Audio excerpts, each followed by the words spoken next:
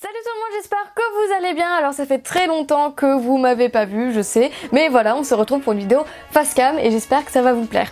Avant de commencer la vidéo, je tiens à féliciter toutes les personnes qui ont eu leur brevet, leur bac, leur CAP, leurs divers diplômes ou partiels et qu'évidemment vous allez pouvoir passer en classe supérieure. D'ailleurs, dites-moi en commentaire en quelle classe vous passez à la rentrée prochaine, ça me ferait extrêmement plaisir de savoir. Mais avant de parler de rentrée, nous allons parler de vacances et de choses à faire. Donc aujourd'hui, je vais vous donner 10 conseils, 10 choses à faire cet été du coup. Voilà, pour les personnes qui ont du temps devant eux, qui ont du temps des vacances et qui ne partent pas tout le long en fait, voilà, donc qui auront du temps à s'accorder. Donc évidemment, ce sont 10 choses à faire par rapport à la FIMO. Voilà, donc si jamais vous ne faites pas de FIMO ou pas de loisirs créatifs en général, cette vidéo ne va juste pas vous intéresser. Mais sinon, on va commencer tout de suite la vidéo avec le premier point. Donc déjà, chose à faire si jamais vous avez du temps devant vous, c'est de nettoyer en profondeur tout votre matériel. Je pense que c'est le moment de nettoyer toutes vos plaques de texture, vos rouleaux, vos lames, vos brosses à dents ou tout autre outil pour la FIMO, parce que là vous avez du temps et vous allez pouvoir absolument tout nettoyer en profondeur, notamment les plaques de texture. C'est ce qu'il y a de plus relou à nettoyer selon moi. Et je pense que c'est le moment propice pour nettoyer tout ça. Voilà. Faire un gros nettoyage d'été, comme on dit chez moi. Le deuxième conseil suit le premier évidemment. On ne range pas du matériel propre dans un atelier en bordel. Du coup pour moi le deuxième conseil ou la deuxième chose à faire, c'est de ranger entièrement votre atelier. Tout ranger, les tiroirs, les placards, vos boîtes, absolument tout. Et même pourquoi pas changer d'atelier, voilà, changer votre rangement, pourquoi pas, ça peut être bien. Et le troisième point du coup qui suit le rangement de votre atelier, de nettoyage de votre matériel, c'est de faire du tri dans tout ce que vous possédez, de faire du tri dans vos pâtes, dans vos pochoirs, dans vos plaques de texture, dans vos cannes, je sais pas, peut-être. Et voilà, et en fait de faire du tri, de donner ou de vendre, pas de jeter hein, forcément parce que rien ne se jette, sauf si évidemment c'est cassé en 1000 morceaux et ce serait dommage dans ce cas-là, mais sinon de donner ou de vendre du matériel ou des pâtes ou des décorations que vous n'utilisez pas parce que ça vous encombre, ça vous prend de la place et en fait en rangeant votre atelier vous vous rendez compte que ça fait 2 ans que vous avez tel pochoir que vous n'utilisez pas et que vous n'allez jamais utiliser, et c'est le moment de faire du tri, de donner à des amis, à des associations peut-être, ou à vendre tout simplement votre matériel pour avoir plus de place et voilà quoi, genre faire du tri.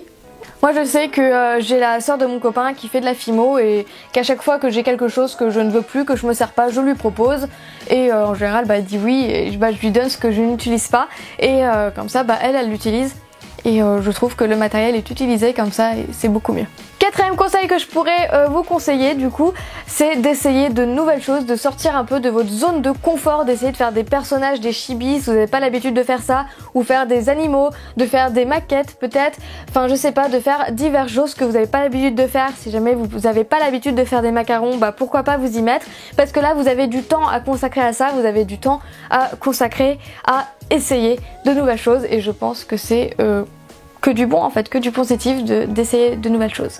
Donc cinquième conseil qui suit le quatrième un peu, c'est pourquoi pas d'essayer de faire des grosses pièces, des grosses réalisations qui justement prennent du temps. Je pense notamment à mon jeu de dames ou à mon carrousel que je vous avais présenté à la rentrée dernière. Il vous manquait de temps pour faire ce genre de pièces, et là c'est le moment de le faire parce que vous avez du temps, vous êtes en vacances, donc pourquoi pas essayer des grosses pièces qui prennent plusieurs jours, oui vous l'avez entendu, plusieurs jours de réalisation. Là c'est le moment quoi, puisque vous avez du temps, donc pourquoi pas essayer de faire de grosses pièces. Sixième conseil, pourquoi pas par exemple remplir mon livre. Oui c'est de l'autopub, mais de toute façon c'est ma vidéo et je dis ce que je veux dans mes vidéos. Voilà, donc pour ceux et celles qui n'étaient pas au courant, j'ai sorti un livre, mon journal FIMO, que vous pouvez retrouver par exemple sur Amazon, à Cultura, à Furet du Nord, à plein de magasins et plein de sites internet en tout genre. Voilà, vous pourrez retrouver mon livre, et si je parle de mon livre, c'est tout simplement un livre à remplir et qui prend du temps à remplir. Et voilà, vous l'avez compris, hein, le principe de cette vidéo, c'est de faire des choses qui vous prennent du temps pendant vos vacances. Donc voilà, et en fait, l'idée de mon livre, c'est d'améliorer vos créations, d'améliorer vos techniques et voilà, et de performer en fait dans le monde de la FIMO ou même de n'importe quel autre loisir créatif. Donc voilà, c'est un livre à réaliser et à s'auto-critiquer en fait. Voilà, par exemple, dedans vous allez dire ce que vous aimez dans votre création et au contraire ce que vous n'aimez pas pour que la prochaine fois vous améliorez ce que vous n'aimez pas. De toute façon, j'ai fait une vidéo exprès sur la sortie de mon livre, voilà, je remettrai là si vous voulez plus d'infos. Mais voilà, c'est un livre à remplir, donc pourquoi pas comme un livre de vacances, ça peut être cool. Et en plus de ça, ça me ferait très plaisir puisqu'hier c'était mon anniversaire. Donc pourquoi pas en guise de cadeau, ça me ferait très plaisir de voir sur vos Instagram, tiens par exemple on va faire ça. Sur Instagram ou Facebook, vous me taguez, donc soit avec mon Instagram, et c'est sur Facebook, bah vous mettez ça au pire sur ma page Facebook, tout sera en barre d'infos, ne vous en faites pas. Et j'irai liker vos photos avec mon livre, voilà, de comment vous le remplissez, ça me ferait vraiment plaisir de voir comment vous remplissez mon livre, avec quelles photos, comment vous, enfin voilà, comment vous l'agrémentez, ça peut être vraiment cool. Du coup, je n'en parle pas plus de mon livre, je vous laisse la vidéo ici qui parle entièrement de mon livre. Mais du coup, c'est un moment propice aussi pour faire des choses cet été, voilà, de remplir mon livre. Mais en tout cas, n'hésitez pas à me taguer sur Instagram des photos avec mon livre, ça me ferait très plaisir de voir ça. Du coup, on va passer directement au 7e conseil parce que, bah voilà, pourquoi pas faire de la Fimo avec vos potes, faites une session entière, une après-midi, une soirée peut-être ou un week-end. Qui sait, voilà, vous retrouvez entre potes et en fait vous créez tous ensemble, vous apprenez des uns des autres et pourquoi pas partager votre matériel. Si par exemple quelqu'un a un emporte-pièce que vous voulez, bah là vous pouvez le prêter et inversement, voilà, vous pouvez vous prêter des choses, vous faites une session Fimo tous ensemble et vous apprenez des uns des autres, voilà, je peux pas mieux dire. Voilà, pourquoi pas, ça peut être le moment de se retrouver. Donc 8e conseil justement que vous pouvez faire avec vos potes, du coup c'est apprendre de nouvelles techniques. Voilà, par exemple la technique du Mika Shift ou n'importe quelle autre technique, la technique du dégradé ou voilà, enfin vraiment de la technique pure et dure que certains peut-être connaissent et du coup qui peuvent vous les apprendre ou en regardant des vidéos ou en regardant des tutos dans des livres ou je sais pas, pourquoi pas apprendre de nouvelles techniques puisque apprendre des techniques ça prend du temps et que là vous avez le temps de les apprendre. Ensuite, 9e conseil qui parle de Fimo, voilà, comme tous les autres conseils, c'est de vous débarrasser de votre pâte Burke. Peut-être que cette année vous avez accumulé une quantité monstrueuse de pâte Burke et que forcément, vous le savez très bien, une des premières règles de la Fimo, on ne jette jamais ces restes de pâte. Et bah là on va pouvoir les liquider, donc pas en les jetant, hein, non, mais par exemple en les mettant dans des coques de macarons, dans des bases de cupcakes, en faisant des perles, en mélangeant peut-être des restes de pâte et au final vous allez avoir une couleur assez jolie que vous allez pouvoir utiliser après. Enfin voilà, il y a plein de techniques diverses et variées pour liquider sa pâte Burke. D'ailleurs je pense faire une vidéo de comment moi je liquide la mienne parce que là j'ai un sachet rempli qu'il faut que je liquide aussi et pourquoi pas faire une vidéo pour vous montrer comment moi je liquide la pâte Burke et comme ça me fait économiser de la pâte et je peux réutiliser de la pâte qui était destinée à être jetée. Voilà, je pense que ça peut être pas mal et voilà, donc pourquoi pas liquider votre pâte Burke. Et 10e et dernier conseil que j'ai à vous donner qui est pour moi est le plus important, c'est de finir vos projets, de finir vos créations. Peut-être que cette année vous vous êtes lancé, je sais pas, dans la création d'un collier que vous avez jamais eu le temps de finir, et bah là c'est le moment de finir, de poncer vos créations que vous avez laissées de côté, de vernir vos créations que vous avez aussi laissées de côté et enfin de les monter, pourquoi pas si vous montez vos créations, voilà, ou juste de finir une pièce en Fimo que vous avez jamais pris le temps de finir.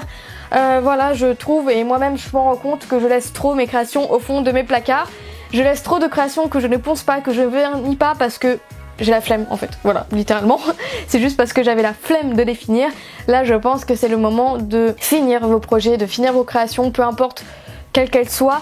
Voilà, ça serait dommage en fait de mettre une création de côté parce que vous avez eu la flemme de la finir. Et là je pense que c'est le moment, parce que vous avez le temps, encore une fois, de finir vos projets et de donner une vie à ces créations qui n'ont pas encore eu le temps d'être finies et je pense que ça peut être vraiment bien. Donc voilà, c'était 10 conseils pour faire des choses, 10 choses à faire cet été. J'espère que ça vous aura aidé. Si jamais vous pensez à faire autre chose dans le domaine de la Fimo, toujours, n'hésitez pas à me le dire en barre de commentaires pour partager aux autres et aux autres abonnés et peut-être me partager à moi, ça peut être des choses à faire auxquelles je n'ai pas pensé. Donc voilà, j'espère que cette vidéo vous aura plu, que vous aurez aimé et que ça vous aura inspiré. Dites-moi en commentaire aussi si vous comptez faire des choses que j'ai dit dans cette vidéo, ça me ferait plaisir de voir le partage, tout simplement. En tout cas, je fais pas de gros bisous, on se retrouve bientôt pour une prochaine vidéo et abonner, n'hésitez pas à poster une photo avec mon livre rempli, voilà, ouvert sur Instagram. J'irai liker chacune des photos auxquelles vous m'identifiez dessus. Voilà, ça me ferait vraiment très plaisir de vous voir en la position de mon journal. En plus il est à moins de 10 €, donc voilà, je trouve ça cool. Et pour les vacances, ça peut être votre journal de vacances, ça peut être cool et voilà, j'attends de voir. En tout cas sur ce, je fais plein de gros bisous et puis bon, on se retrouve bientôt pour une prochaine vidéo. Salut!